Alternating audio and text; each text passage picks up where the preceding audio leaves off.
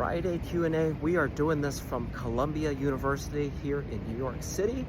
Wanted to answer some questions that we've been getting this summer term. First question, what is IRR, internal rate of return?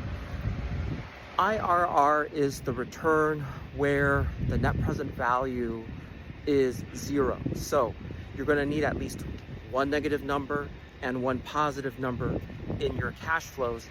And this return simply gets the net present value equal to zero. And so it's a measure that private equity firms really like.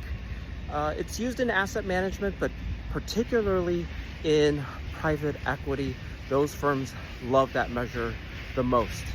Other question I got is if I could talk about impairment of intangible assets. So if you have an indefinite lived intangible asset, you need to test for impairment at least once a year. So the way to do that is in the initial valuation of the intangible asset, you're going to have inputs and assumptions in there. You might have things like interest rate, risk-free rates. You might have the credit rating of a company, things like that. Well, you're going to want to refresh your assumptions, revisit the cash flows assumed in your valuation, and then refresh the inputs and assumptions, and then test that fair value of intangible assets against the book value where you originally marked it at.